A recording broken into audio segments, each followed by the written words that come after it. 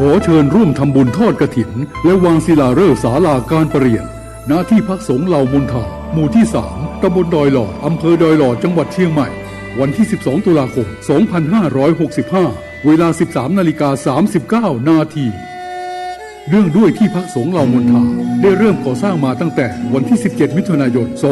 2565เพื่อเป็นสถานที่ประกอบพิธีทางพระพุทธศาสนาและเป็นศูนย์รวมจิตใจของศรัทธาประชาชนทั่วไปโดยจะได้ทำการสร้างเสนาสนะถาวรวัตถุที่มั่นคงให้เหมาะสมกับที่จะยกฐานะเป็นวัดในพระพุทธศาสนาสืบไป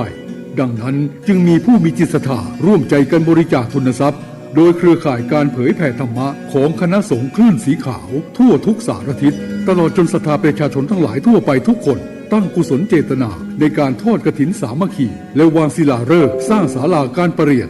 หน้าที่พักสงฆ์เหล่ามนทาตามกำหนดการดังนี้วันที่5ถึง11ตุลาคม2565เป็นวันตกแต่งดาวเตรียมสถานที่วันที่12ตุลาคม2565เป็นวันทอดกฐินและวางศิลาฤกษ์เวลา 8 นาฬิกาถึง 12 นาฬิกาเปิดโอกาสให้ศรัทธาประชาชนทำบุญตามอัธยาศัยและร่วมตอกไม้มงคลตามกุศลเจตนาเวลา 11 นาฬิกาถวายเพลพระสงฆ์และเลี้ยงอาหารประชาชนแบบโรงทานเวลา 12:30 นาทีเริ่มแห่ต้นกฐินสามัคคีแต่ละสายบุญและแห่แผ่นศิลาฤกษ์เวลา 13:30 นาทีประกอบพิธีวางศิลาฤกษ์และทอดกฐินในโอกาสอันเป็นบุญกุศลแห่งการสร้างวัดใหม่และทอดกฐินพร้อมวางศิลาฤกษ์สร้างศาลาการประเรียนครั้งนี้จึงขอกราบนิมนต์พระสงฆ์ครูบาอาจารย์และเชิญชวนศรัทธาพุทธศาสนิกชนทุกท่านได้ร่วมบุญตอกไม้มงคลปฐมฤกษ์เป็นมหามงคลอันยิ่งใหญ่ในวันที่12ตุลาคม2565นี้ด้วยขออำนาจคุณพระศรีรัตนตรัยและสิ่งศักดิ์สิทธิ์ทั้งหลายตลอดจนพระสยามเทวาธิราชด้วยอำนาจเดชเดชะเทวาอารักษ์รุกขเทวดาภูมิเทวะพระแม่ธรณีคุณพ่อคุณแม่จงแผ่ไพศาลด้วยบุญแห่งการให้ทานของท่านทั้งหลายจงเป็นพลวะปัจจัยส่งเสริมสนับสนุนให้เศรษฐีใจบุญนายทุนใจดีและผู้มาร่วมงานทุกท่านจงมีอายุวันนะสุขะปฏิภาณสมบูรณ์ตลอดกาลนานเถิดสาธุ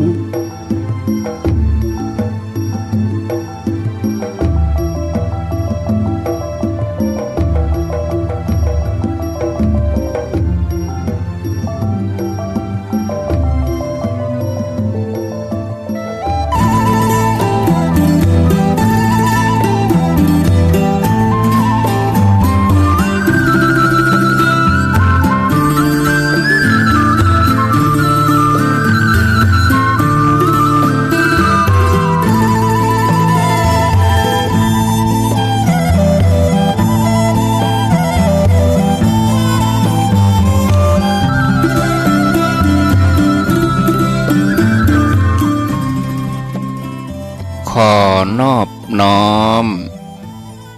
เอากุล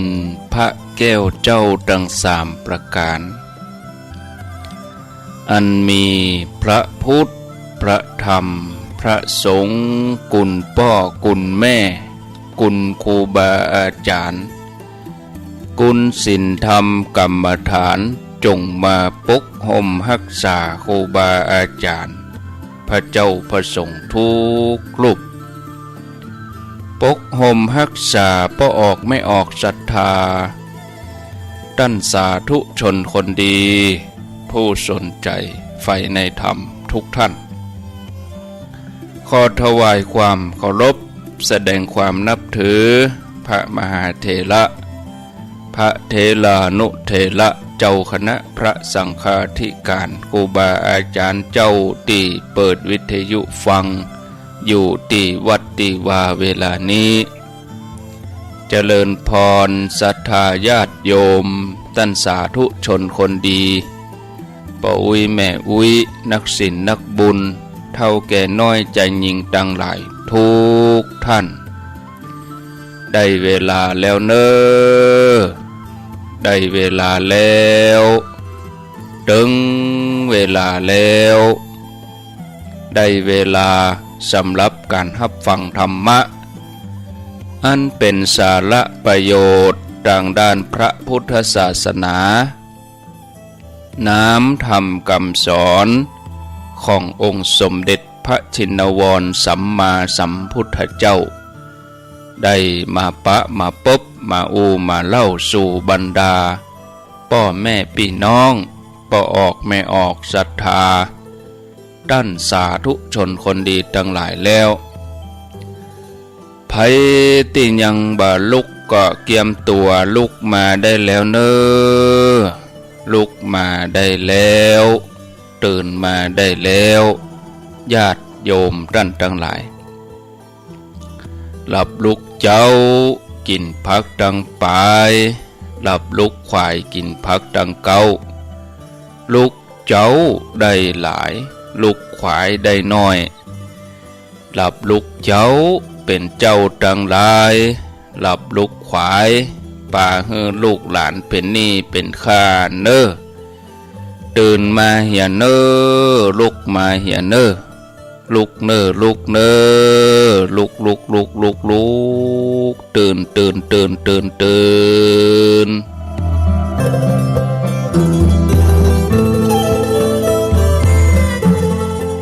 ลุกเจ้าตื่นตัวเจ้าบัวกับหันเยื่องนาพรั่งพร้อมลุกควายบดดันหนต่างกีดกอมก้าตัวบ่ต้อมปุ่นอายจุงเก่งเข้าไว้อย่าไปเฮือขวายต่อหน้าสบายจำไว้เน้อเจ้าจำไว้เน้อเจ้า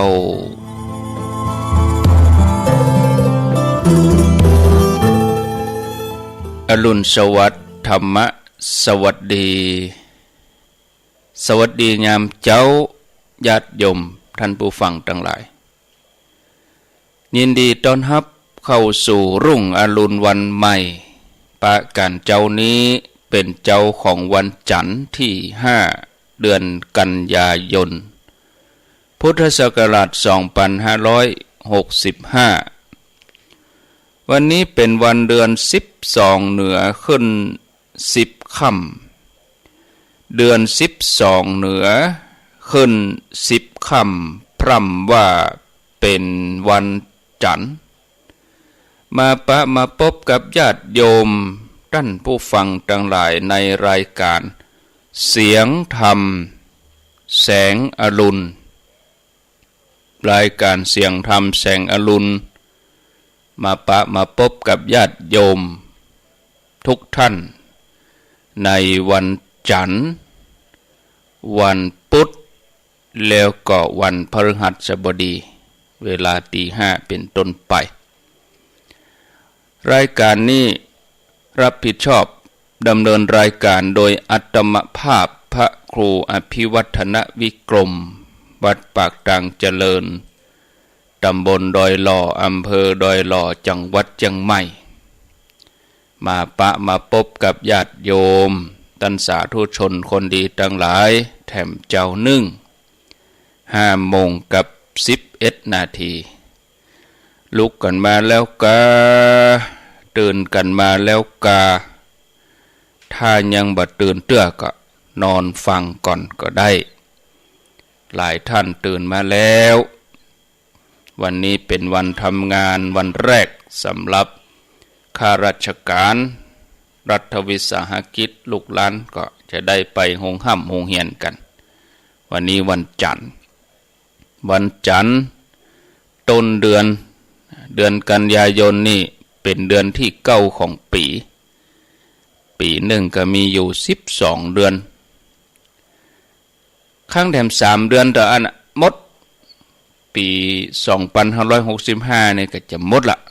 ข้างแถม3เดือนและเราก็เข้าพรรษามาได้2เดือนแล้วข้างแถมเดือนเดียวออกพรรษาถ้าเราบ่นับสัปดาห์นี้นะออกพรรษาก็วันที่10ตุลาเดือนหน้าแล้วก็วันที่10กันยาเนี่ยก็12เพ็งแล้วก็เดือนเกียงนี่ออกพรรษาละวันที่10เนี่ยเดือนเกียงเพ็งเนี่ย 10 ตุลาออกพรรษาข้างแหมเดือนเดียวเนาะญาติโยมนะเดือนเก่งไอ้เด้อมันถึงเดือนกับแหม5 วันเนาะศรัทธาญาติโยมท่านทั้งหลายแหมเดือนเดียวอะโอ้เข้าพรรษามาได้2 เดือนแล้วอะเว้ยนะเนาะญาติโยมท่านทั้งหลายเจ้านี้จะอู้ถึงเรื่องความดีหัวข้อธรรมะเรื่องความดีอู้ถึงความดีนี่ไผก็ใครมีไผก็ใครได้ความบดีไผก็บ่ใครมีไผก็บ่ใครได้คนก็อยากเป็นคนดีกินก็อยากกินดี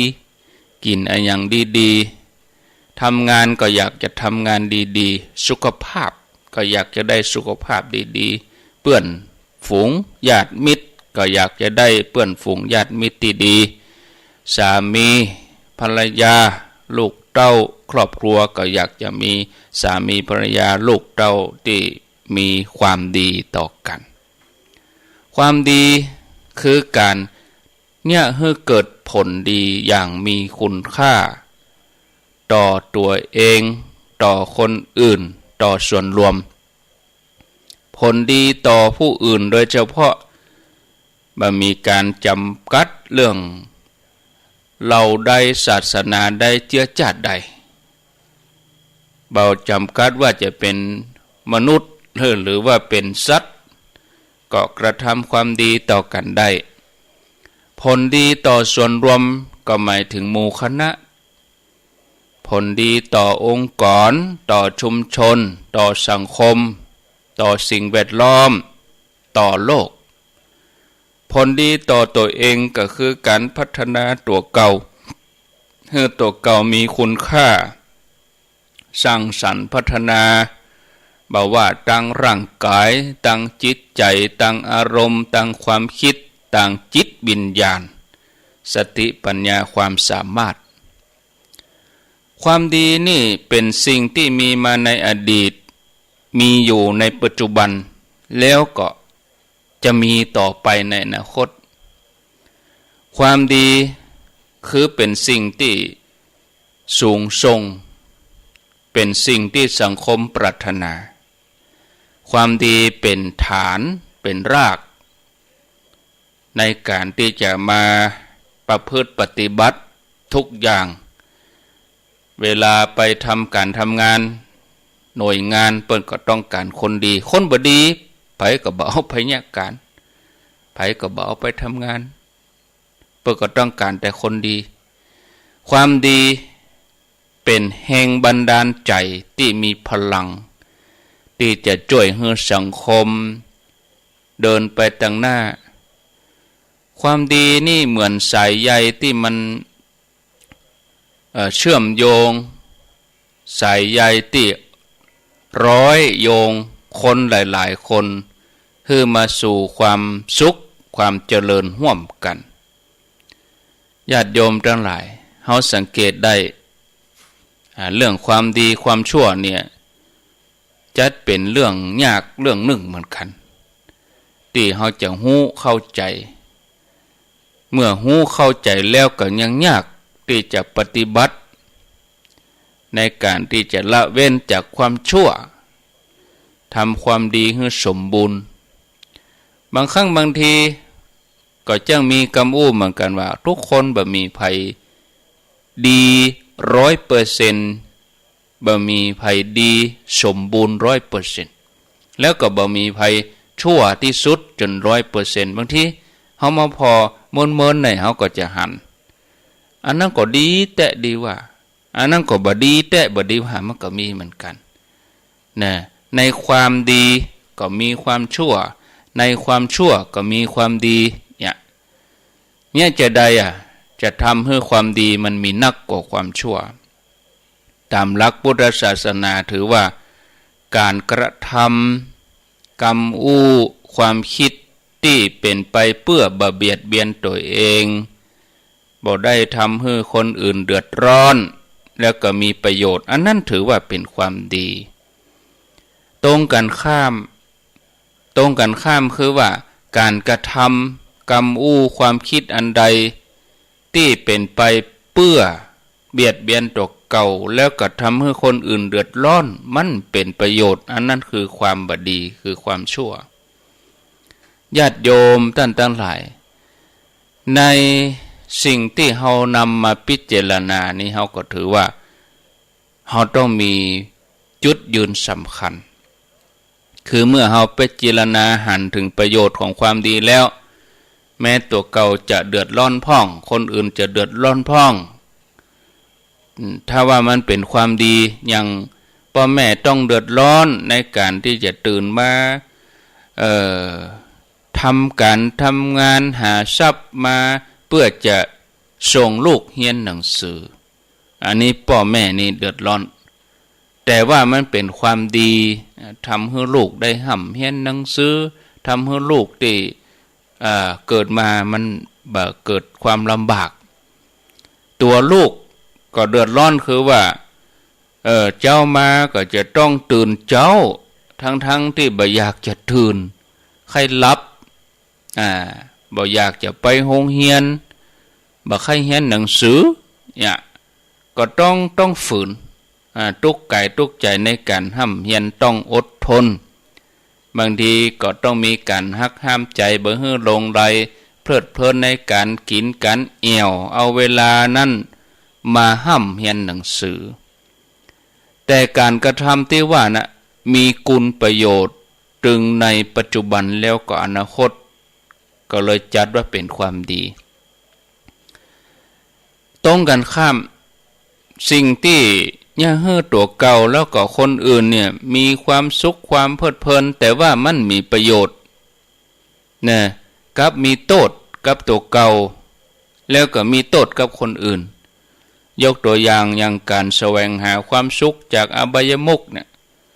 ถือว่าเป็นความชั่วอบายมุขเนี่ยเปิ้นว่าเป็นผีหกตัวเป็นทางแห่งความเสื่อมเป็นทางแห่งความชิบหายคืออบายมุข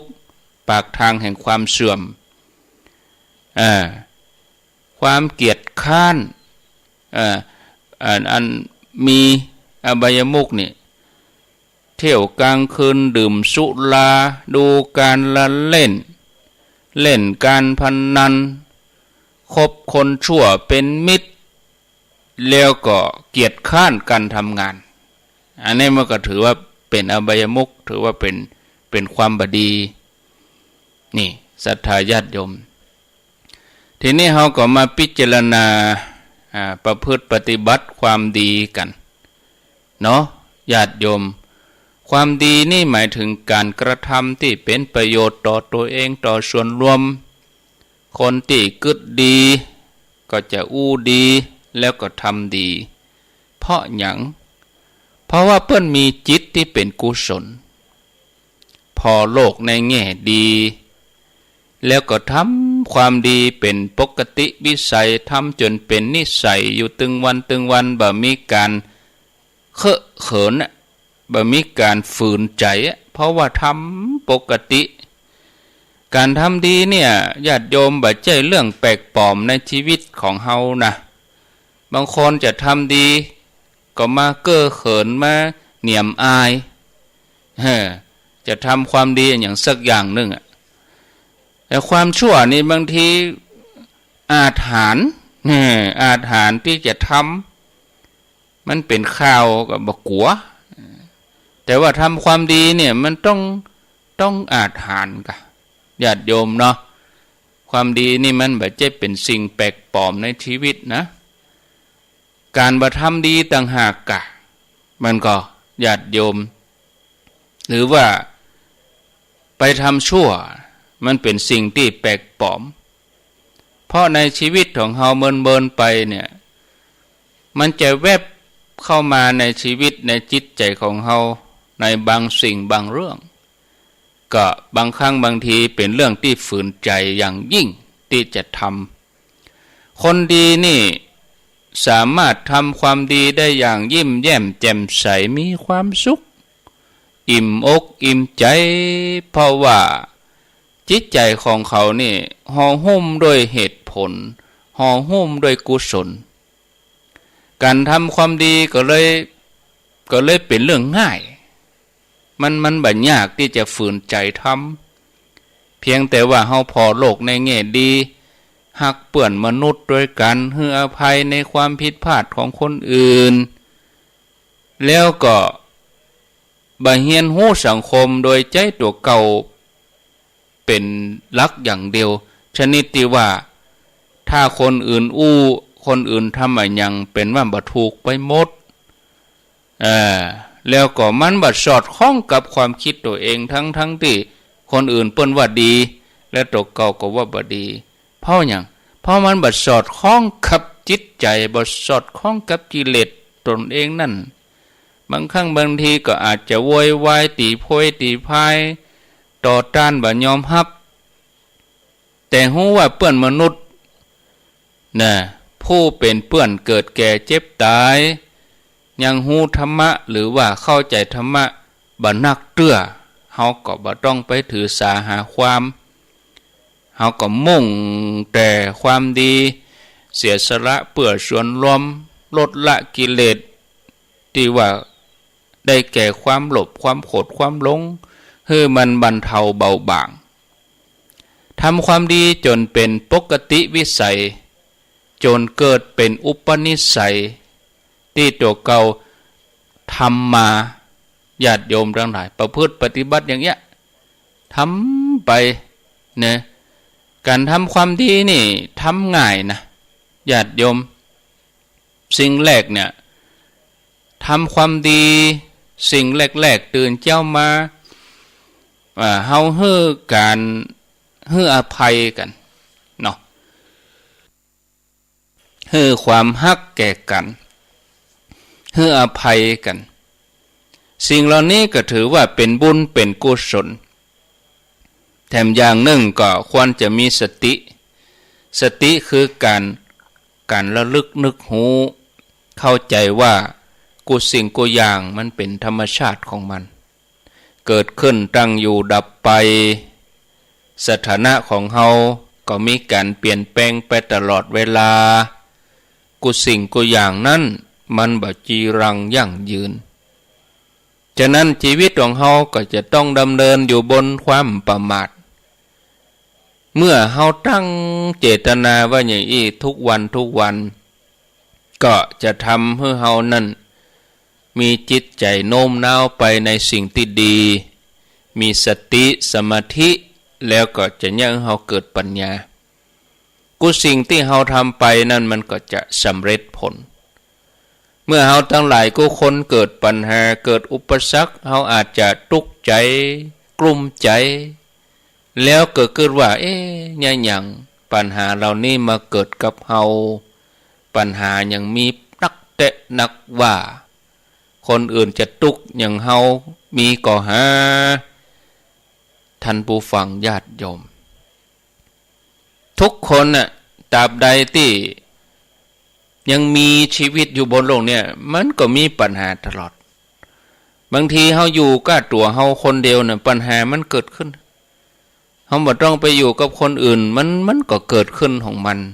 อย่างน้อยปัญหากับตัวเก่าเนี่ยเจ้ามาเฮาก็จะต้องหอบสังขารไปละล้างหน้าแปรงฟันต้องเสาะอย่างมาใส่ผักใส่ท้องบ่ทำก็บ่ได้เพราะร่างกายนี่มันเป็นรังแห่งโรคกินก็เป็นทุกข์บ่กินก็เป็นทุกข์หิวก็เป็นทุกข์นะญาติโยมหนาวก็ต้องเสาะผ้ามาห่มร้อนก็ต้องเสาะพัดลมมาเป่ามันบ่ต้องไปคิดเรื่องทุกข์กับคนอื่นน่ะกล้าเฮาดูแลร่างกายเฮานี่มันก็เกิดทุกข์แล้วนะยิ่งถ้ามีโรคภัยไข้เจ็บอย่างมาแทรกแฮมมันก็ทำให้กระทบ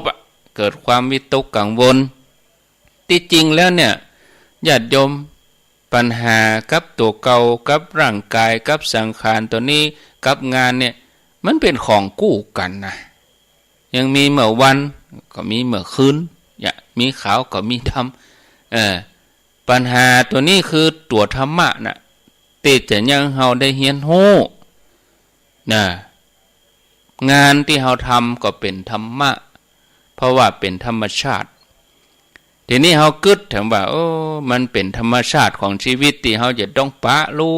นี่เนี่ยที่เฮาจะต้องปะบ่มีสิ่งใดสมบูรณ์ไปอย่างหมดกูอย่างเฮามีหน้าที่ที่จะอยู่โดยมันอย่างร่างกายอย่างสังขารตัวเนี้ยเฮามีหน้าที่ที่เฮาจะอยู่กับมันแล้วก็ต้องแก้ไขปัญหามันไปเจ้ามาก็ต้องหอบมันไปเข้าห้องน้ำไปนักไปเบาถ้าเบาออกก็ต้องไปห้องยาออกนักล้ำก็ต้องไปห้องยาอย่างนี้เฮาก็ต้องแก้ปัญหาหน้าที่ของเฮาคืออยู่กับมันให้ได้เฮามีโอกาสสร้างคุณงามความดีกับตัวเองเพียงแต่ว่าเฮาต้องแก้ปัญหานั้นให้หายไปเสี่ยงไปเฮาถึงจะเกิดสุขกุญแจแห่งความสุขควรอยู่ที่เฮา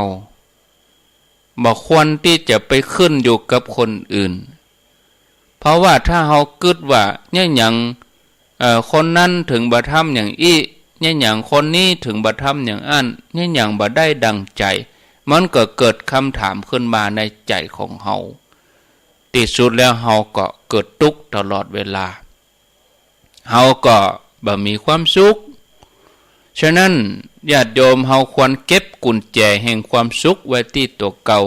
กำหนดความสุขได้ด้วยตัวเองคือมีสติถ้าเราทำได้อย่างนี้แล้วชีวิตเราก็จะมีแต่ความสุขการทำความดีบ่ดีทำเพียงชั่วขณะแล้วก็บ่ดีทำเพียงวันเดียวควรทำไปเลยทำทุกวันแล้วก็บันทึกลงในใจของเฮาการทำความดีนั่นคือการเรียนรู้ธรรมะ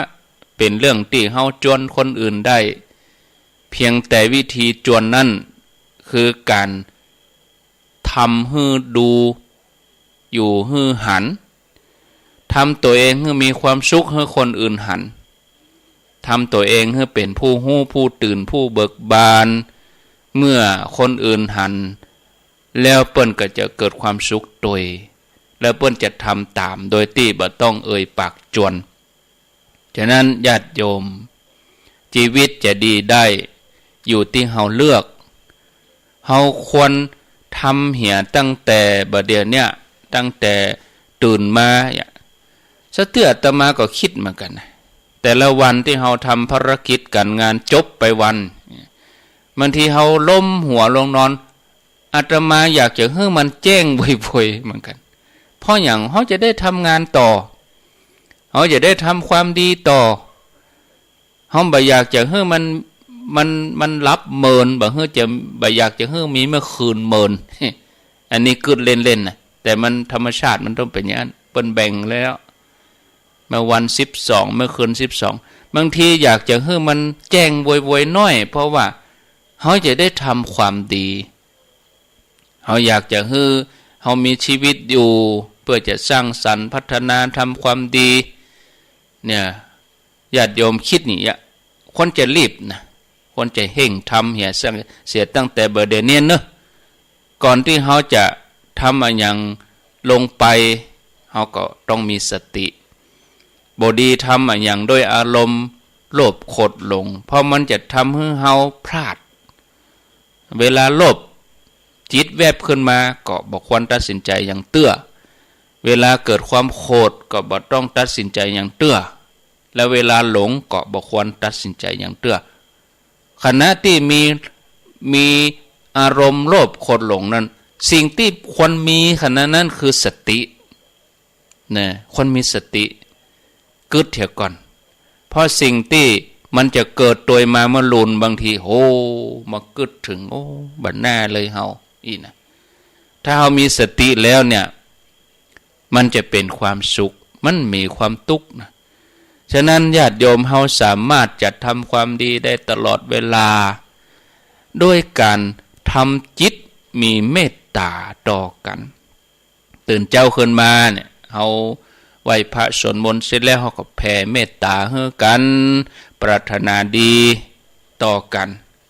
ให้คนอื่นเขานั้นมีความสุขโดยที่เฮามันต้องหวังผลตอบแทนกรุณาคือว่า หันภัยตุกนะเฮาก็อาสาลงไปช่วยเหลือมีความฮักกรุณามุทิตาเมื่อเขาได้ดีเมื่อเปิ้นพ้นทุกข์เขาก็ปลื้มอกปลื้มใจกับเขาอุเบกขาคือช่วยได้เท่าไหนก็เท่าอันเฮาทำได้เท่าอี้เมื่อช่วยโพดไปเต็มที่ก็ยังเป็นอย่างอันอยู่สอนแล้วบอกคือทำแล้วแนะนำแล้วบางทีก็ยังเก่าอยู่อันนี้ก็ต้องใจหลักอุเบกขาบางครั้งก็ต้องยอมสละออกไปชีวิตเราก็จะดำเนินด้วยความสุขนี่ศรัทธาญาติโยมเป็นข้อคิดที่นำมาเสนอคือกับญาติโยมในเจ้านี้เรื่องความดีนะญาติโยมสุกรังสาธุนาสาธุความดีอันคนดีทำง่ายความดีคือการกระทำที่ทำไปแล้วมันบ่ก่อให้เกิดโทษ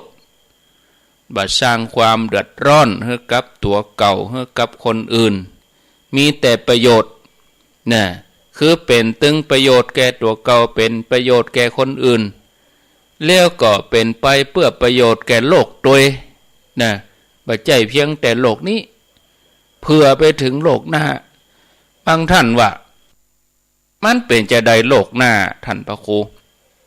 ก็แหมชั่วโมงหน้านี่กะ เฮาบ่ได้ไปคิดถึงถอนที่เฮาตายแล้วตายนี่เฮาฮู้จ้ะเฮามีสิทธิ์ฮู้แต่ตอนที่เฮามีชีวิตอยู่เนี่ยคำว่าโลกหน้าคือตะกี้เนี่ยมันเป็นอดีตตี3ตี4นี่มันผ่านไปแล้วปัจจุบันคือตี5กึ่งอนาคตก็คือ6โมงแห่มกำเดียวยามบ่เดนี้ญาติโยมกำลังทำความดีลุกมานึ่งข้าว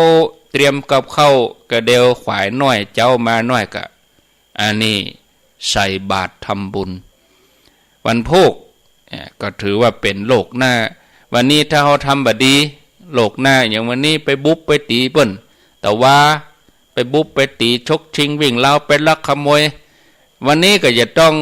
โดนเจ้าหน้าที่ตำรวจมันยับนะมันต้องมีเรื่องราวต่างๆบางทีก็ต้องไปอยู่ในคุกในขังอย่างนี้เป็นต้นฉะนั้นเนี่ยญาติโยมโดยธรรมดาคนที่เป็นคนดีคือผู้ที่ทำความดีอยู่เป็นประจำเนี่ยสามารถที่จะทำความดีได้โดยง่ายเพราะเขาทำความดีเป็นประจำจนเคยชินจนเป็นนิสัย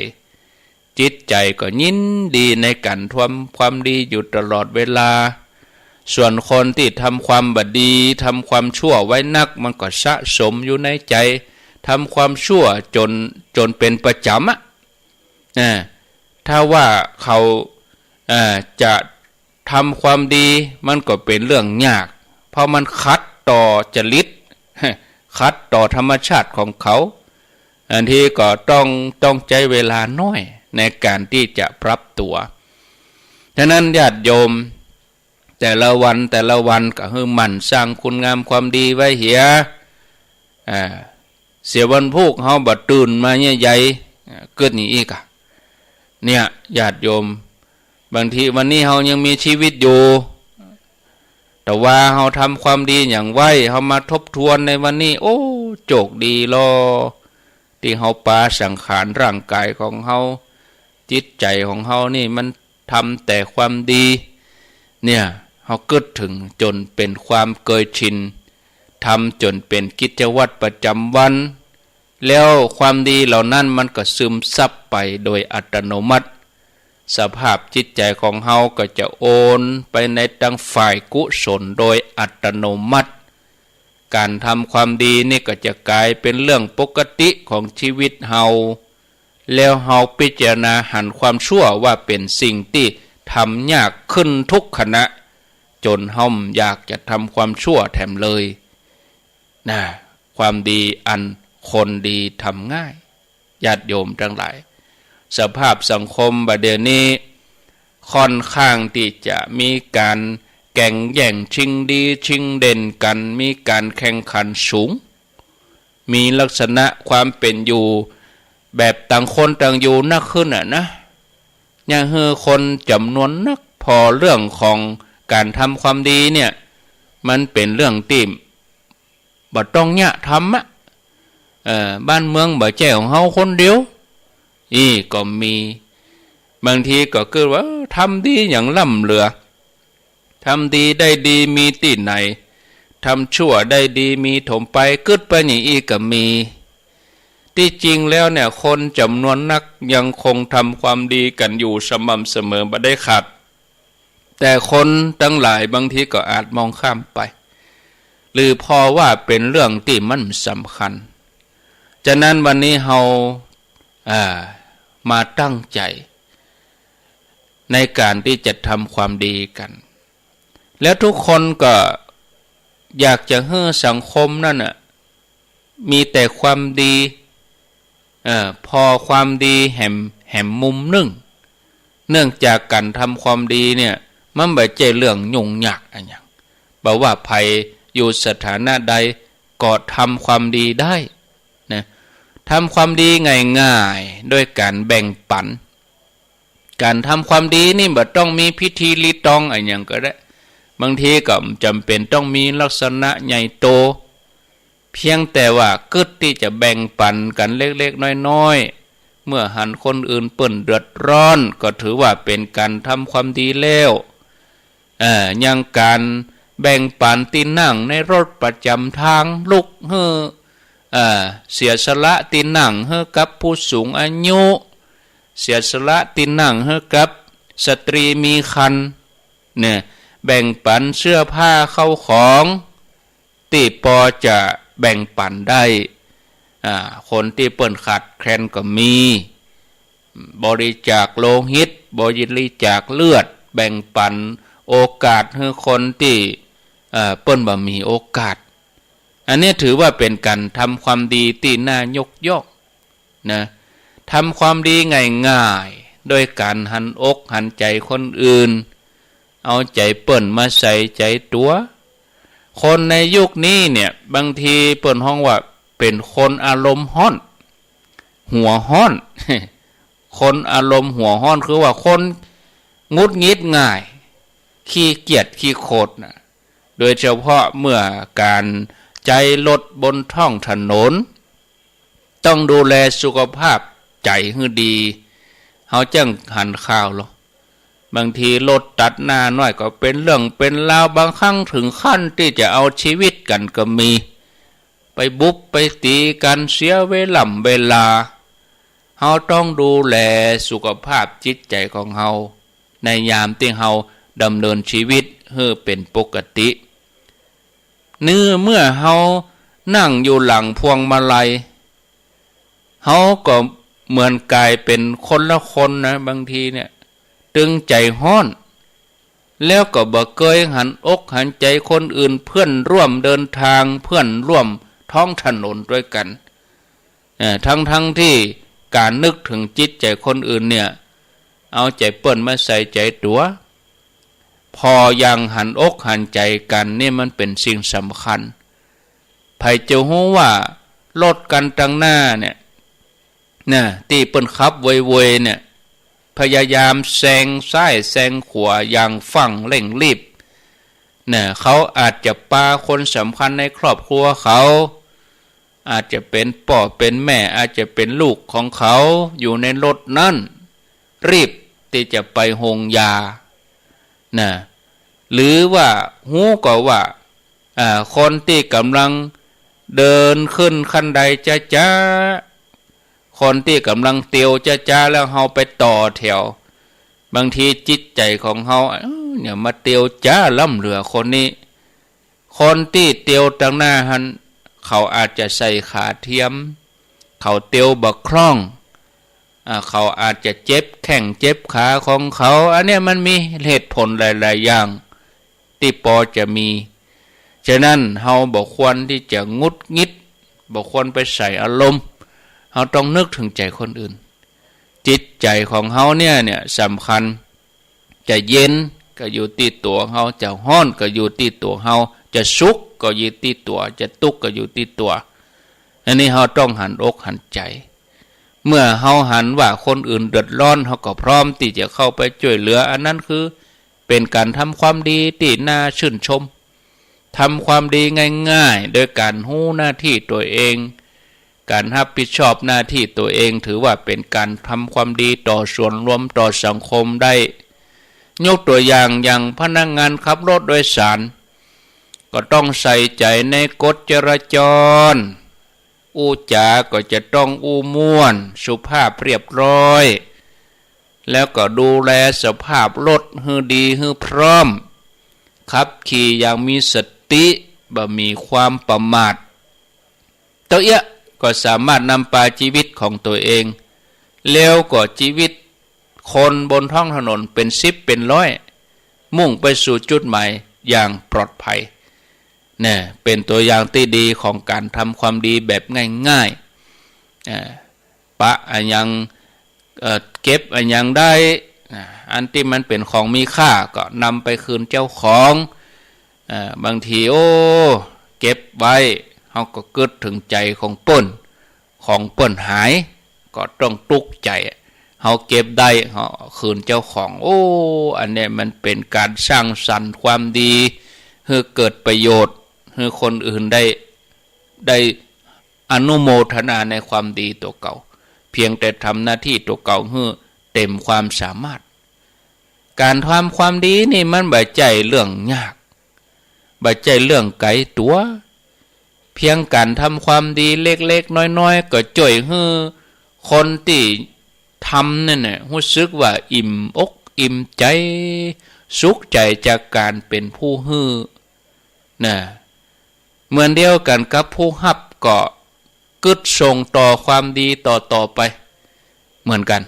ฉะนั้นการทำความดีแม้เพียงเล็กน้อยในวันนี้ก็อาจสามารถขยายเป็นการทำความดีต่อกันจนยิ่งใหญ่ในอนาคตปุ่นนี่ญาติโยมท่านทั้งหลายเนาะเอาละวันนี้ก็มาบรรยายมาถึงเรื่องความดีเนาะถึงเรื่องความดีก็หันว่าพอสมควรแก่เวลาเหลือเวลาแถม15 นาทีก็ประชาสัมพันธ์ข่าวสารงานกุศลเห็นสักหน่อยหนึ่งเดือนกันยานี่เป็นเดือนแห่งการทำบุญสังฆทานทำบุญทานแต่ละวัดก็ญาติโยมที่ห่วมหอมทางเฟซบุ๊กทางไลน์ก็ดีแต่งความประสงค์ก็ดีหลังวันที่10ปุ่นอาตมาก็จะได้เอาชื่อมาอ่านวันที่24 กันยาซึ่งเป็นวันเสาร์ถ้าไผมีความตั้งใจก็มาทานด้วยกันที่วัดปากตังเจริญก็ปิดรับบริจาคละตังออนไลน์นะแต่ว่าถ้าญาติโยมจะทำก็มาทำวันนั้นจะมาทานก็มาทานด้วยตัวเองคือจะทานพัดลม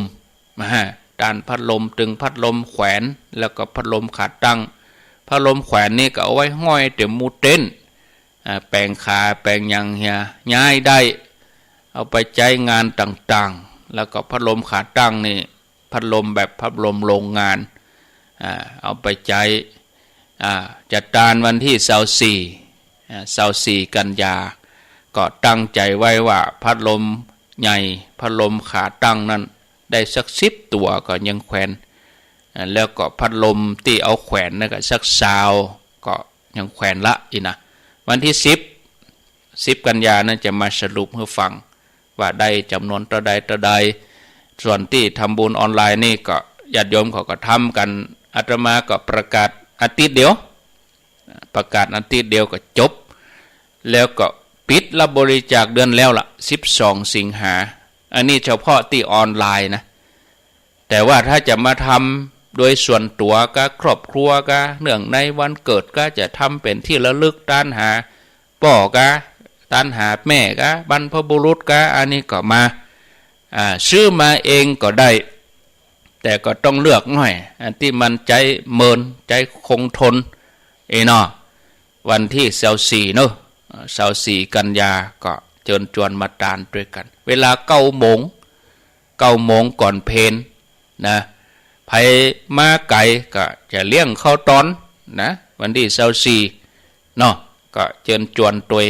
มาร่วมกันเดือนหน้านี่ก็มีกิจกรรมนะเดือนหน้านี้เป็นวันออกพรรษาก็วันที่11นี่เบิ่งคงจะตักบาตรเทโวเนาะที่วัดพระธาตุดอยน้อยแน่นอนวันที่11ตุลาแล้ววันที่3นี่ก่อนวันที่3ตุลานี่ก็เชิญชวนญาติโยมโครงการธรรมสัญจรของคณะสงฆ์อำเภอดอยหล่อจัดขึ้นที่วัดพระธาตุดอยน้อยตำบลดอยหล่ออำเภอดอยหล่อจังหวัดเชียงใหม่ในวันที่3ตุลาเวลาตอนบ่าย 13 นาฬิกาเป็นต้นไปก็ตรงกับเดือนเกียงขึ้น8ค่ำก่อนออกพรรษา1อาทิตย์นะก่อนออกพรรษา1อาทิตย์ก็เชิญชวนเชิญชวนมาฟังเทศน์ฟังธรรมกันมาแสดงพลังเจ้าพุทธเนาะพลังข่าวสะอาดบริสุทธิ์เจ้าพุทธหู้ตื่นหู้เบิกบานมันอาบน้ำฟังธรรมกันเนาะได้รวมกันในวันที่3ที่วัดพระธาตุดอยน้อยองค์เทศก็พระเดชพระคุณพระเทพรัตนนายกเจ้าอาวาสวัดพระธาตุหริพุนชัยเจ้าคณะจังหวัดลำพูนวันที่3เวลา 13 นาฬิกาญาติโยมบ่ได้มาก็ฟังถ่ายทอดเสียงเนาะฟังถ่ายทอดทางวิทยุเครือข่ายคลื่นสีขาวจนจบกิจกรรมตั้งแต่เวลาเที่ยงไปเลย12 นาฬิกาวันที่3นะวันที่10ตุลาก็ออกพรรษาแล้วก็11นี่เปิ้นจะอันตักบาตรเทโวที่วัดพระธาตุดอยน้อยวันที่12ตุลาก็ที่เหล่ามนทา12ตุลาที่เหล่ามนทาเปิ้นเนี่ยอย่างเปิ้นทำอย่างเหล่ามนทาก็เปิ้นจะทอดกฐินแรกของปีเริ่มปฐมเลย12ตุลาบกองอวสาปุ๊บก็ที่เหล่ามนทากฐินแรกของปีเลยเปิ้นให้เวลาเดือนเดียวนะกฐินนี่ไปจนถึงยี่เพ็งก็ตั้งแต่วันที่11เป็นต้นไปวันที่12นี่กฐินต้นกฐินแรกที่เหล่ามนทาลวดวางศิลาฤกษ์สร้างศาลาการเปลี่ยนที่เหล่ามนทาเวลาบ่ายโมงสักเที่ยงก็มากะเนาะบ่ายโมงเริ่มพิธีญาติโยมก็มาสักเที่ยงมากินข้าวตอนเพ่ก็ได้เนอะวันที่12ตุลาแล้วก็13ตุลาก็ญาติโยมที่อยู่ตังแม่สวยเวียงเป่าวังเหนือก็ว่าญาติโยมอยู่ตังเชียงใหม่จะไปเอวเชียงไฮ้ก็เจริญปอนวันที่13ตุลาที่อารามทุ่งเศรษฐีสันต่อตำบลบ้านป่งอำเภอเวียงป่าเป้าจังหวัดเชียงไฮ้เปิ้นจะทอดกฐินแล้วก็ตานศาลาการเปลี่ยนซึ่งศาลาการเปลี่ยนหลังนี้วางศิลาฤกษ์เมื่อวันที่8พฤษภาคม2565ก็จะสำเร็จลุล่วงเรียบร้อยจะได้ตานไว้ในพุทธศาสนาวันที่13ตุลาก็เชิญชวนญาติโยมเวลาตอนบ่ายเหมือนกันนะทอดกฐินแล้วก็ตานศาลาจากนั้นไปกับ14เนาะ14ตุลาเวลาบ่ายโมงก็ที่วัดสันกวานนี่ตำบลแม่กะอำเภอสันปะตองจังหวัดเชียงใหม่เชิญชวนร่วมบุญกุศลด้วยกันเนอะครอบครัวของแม่จันฟองกิ่วแก้วเปิ้นจะสร้างเจดีย์ไว้ที่วัดสันกวานตำบลแม่กะอำเภอสันปะตองจังหวัดเชียงใหม่ในวันที่14ที่วัดสันกวานแล้วก็ที่ไหนนะอาตมาก็ลืมพอ15ตุลาก็ที่วัดสันตึงตำบลขวงเปาอำเภอจอมทองจังหวัดเชียงใหม่วันศิลาฤกษ์สร้างเจดีย์ที่วัดใหม่สันตึง วันที่15วันที่16ก็วัดศพแจ่มฝั่งซ้ายตำบลบ้านแปะอำเภอจอมทองจังหวัดเชียงใหม่วันที่16เนาะยาวกะยาว12 13 14 15 16นี่นะก็ถ้าเข้าสู่เดือนกลางเดือนกันยาก็ก้อยมาเน้นมาประชาสัมพันธ์แถมกรรมเนาะเอาละญาติโยมก็พอสมควรแก่เวลาแถมงานเกือบลืมท่านพระครูสุเมธธรรมเสวีเปิ้นได้ฝากแจ้งประชาสัมพันธ์ว่าวันที่30ตุลาอันนี้เป็นกฐินกฐินสามัคคีกฐินรวม200วัดที่วัดม่อนฤาษีก็เชิญชวนญาติโยมเนอะก็เตือเขาก็ตานไปอย่างเขาไปตาน9วัดนี่ค่ำมืดค่ำตีนะขนาดจุดโล่นนะมืดค่ำตีถ้าเขาไปตานที่หั่นตีเดียวได้200วัดก็วันที่30ตุลาเนอะวัดที่บ่มีกฐินวัดตกค้างก็200วัดเปิ้นจะตานกันที่หั่นที่วัดม่อนฤาษีวันที่30ตุลาคมนะตลอดทั้งวันนะญาติโยมก็ไปจอมวัดละ1 บาท1 บาทพระคุณเจ้าแต่ละวัดเปิ้นก็จะเอาบาทยองหั่นแก่นคือบาทละศรัทธาก็เอาปัจจัยเข้าแถวกันบ่ต้องใส่ซองก็ได้จะใส่ซองก็ตามใจถ้าจะวัดละ20กะวัดละบาทกะเราอ่อนก็ตานได้เราอ่อนน้อยก็ตานได้มี10 บาทก็ตานได้10วัดละเราอ่อนน้อยนิดเขาจะได้ฮู้ว่าเปิ้นมาตานกฐินการเป็นอานิสงส์จอมลงบาทปุ๊บก็ถึงวัดเลยวัดนั้นเนาะวันที่30เนอะเป็นบุญใหญ่บุญหลวงได้ร่วมกันเนอะต่างได้สงเคราะห์วัดที่เปิ้นขาดแคลนมีหั่นปีกะตั้งดอยเต่าตั้งอมก๋วยเปิ้นเปิ้นแปลงกุฏิแล้วก็ขาดปัจจัยไป30,000ปลายเปิ้นก็มารับกฐินได้ปัจจัยไป40,000ถึงพระถึงศรัทธาปีติเกิดปีที่เกิดให้ปีติเกิดเนี่ยหยังติดหนี้ติดสินมา30,000ปลายได้กฐินไป40,000ปลายปลดหนี้ละช่วงใจแล้วถึงแม้จะเป็นปัจจัยเล็กๆน้อยๆแต่ก็มากมายสำหรับวัดที่เปิ้นมีความต้องการถึงมีเป็นแสนเป็นล้านก็มีกล้าปันกล้าหมื่นก็มีคุณค่าเพราะว่าปัจจัยที่ญาติโยมเอาจอมบาทมาจากใจมาจากเจตนามาจากความตั้งใจแท้ๆนะก็เชิญชวนเนอะวันที่30ตุลาก็เชิญชวนญาติโยมทั้งหลายประธานในพิธีฝ่ายคฤหัสถ์ก็คือท่านนายกองค์การบริหารส่วนจังหวัดเชียงใหม่ท่านพิชัยเลิศพงษ์อดิศรจะได้ร่วมบุญกุศลลวดฝากเชิญชวนญาติโยมด้วยเนาะอาตมาก็ทำหน้าที่มาหันว่าพอสมควรแก่เวลาก็เพิ่งก็เน้นในจังหวัดเชียงใหม่ก่อนเนอะเกือบลืมไปบางทีประกาศออกไปบางทีก็มีเชียงรายมีลำปางเปิ้นโทรมาเปิ้นเน้นเชียงใหม่ก่อนเนาะเน้นเฉพาะเชียงใหม่ก่อนนะ0998366322คงบัดตันละเนาะพอเหลือเวลาแถม3 นาทีก็คงจะต้องได้ลาพี่น้องศรัทธาญาติโยมไว้เพียงเท่านี้ในสปอร์ตของเรามนทาละไว้เนี่ยเนอะ3 นาทีก็คงพอดีรายการต่อไปเปิ้นมารอท่านี้แล้ววันนี้วันจันทร์ก็ท่านพระครูสังวรศิลาภิลักษ์วัดไสมูลแม่กาส่วนที่104ฝ่ายหินก็เป็นท่านพระครูวิสิตศิลาพรอาตมาได้มาวันนี้ผิดพลาดประการใดบ่ถูกใจบ่ถูกหูท่านใดก็ขออภัยโดยอันใดที่เป็นสาระก็ขอให้เก็บเอาสอนจิตสอนใจเตือนสติตัวเองอยู่ตลอดเวลาแล้วก็มีความปลื้มอกปลื้มใจในตัวเองที่จะได้ทำความดีแถมวันหนึ่งในวันนี้อนุโมทนาอยู่ดีมีสุขเหมือนกันกูคนกูตัน